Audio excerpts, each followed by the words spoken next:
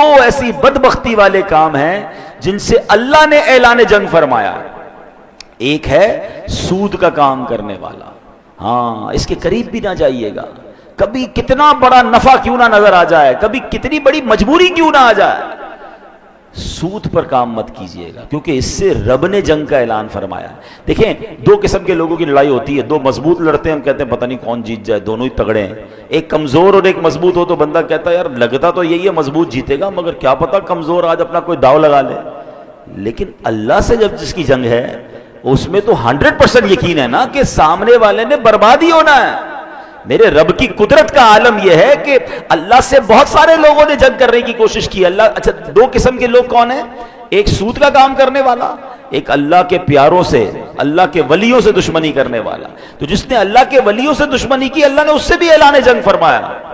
تو آپ دیکھیں جب رب اپنی قدرت کا نظارہ دکھاتا ہے نا, تو نمرود نے خدائی کا دعویٰ کیا تھا, اللہ سے جنگ کی تھی نا, تو اللہ نے اس کو کوئی بہت بڑی چیز سے ہلاک نہیں کیا, اس کو مچھر سے ہلاک کر دیا ہے. میرا رب وہ ہے کہ جب وہ چاہے تو اللہ اکبر, پرندے چھوٹے چھوٹے ابابیل جن کے قدموں میں چھوٹے چھوٹے کنکر ہوں, ان سے ہاتھیوں کے لشکر کے پرخچے اڑا دیتا ہے.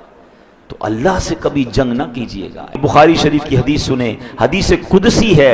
اللہ فرماتا ہے من عادى لی ولیا فقد آذنتہ بالحرب, یعنی جو میرے کسی دوست سے دشمنی کرے میں اسے اعلان جنگ دیتا ہوں. تو کبھی بھی اللہ والوں سے نہیں لڑنا. اچھا اب سود تو بڑا کلیئر ہے نا کہ بھئی کاروبار میں ہے یا کسی کو قرض دیتے ہوئے کوئی سود لے رہا ہوتا ہے, سود کما رہا ہوتا ہے, وہ تو فوراً چھوڑ دیں.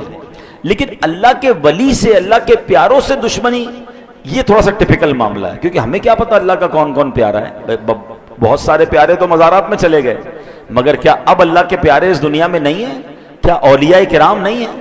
اللہ اکبر. یہ یاد رکھنا ہوگا کہ اللہ نے اپنے ولیوں کو اپنے بندوں میں چھپا کے رکھا ہے.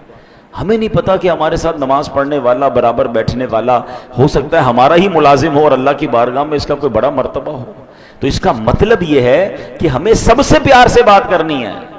بلکہ حدیثوں میں تو ایسے الفاظ ملتے ہیں کہ کچھ لوگ ہوتے ہیں جن کے پرا گندہ بال ہوتے ہیں, میلے کچیلے کپڑے ہوتے ہیں, جن کو کوئی اپنی محفل میں نہیں بلاتا, وہ نہ آئے تو کوئی نوٹس نہیں کرتا, مگر اللہ کی بارگاہ میں ان کا وہ مقام ہوتا ہے کہ اگر وہ قسم اٹھا لے کسی بات پر تو اللہ ان کی قسم کو پورا فرما دیتا ہے.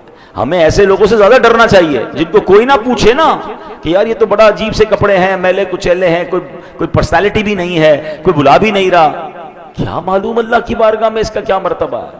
تو آلویز سب کے ساتھ پیار سے, عزت سے, اس ڈر سے رہے کہ اگر اس کا مرتبہ اللہ کی بارگاہ میں بڑا ہوا اور میں نے اس کو ناراض کر دیا تو رب نے اعلان جنگ فرمایا. اور ایسا ہوتا ہے, ہمیں پتہ بھی نہیں چلتا, اچانک کاروبار تباہ ہو جاتا ہے, اچانک لائف خراب ہو جاتی ہے, اچانک بیماریاں آ جاتی ہیں, فیملی ڈسٹرب ہو جاتی ہے. چیک کیجئے کسی کا دل تو نہیں دکھا دیا.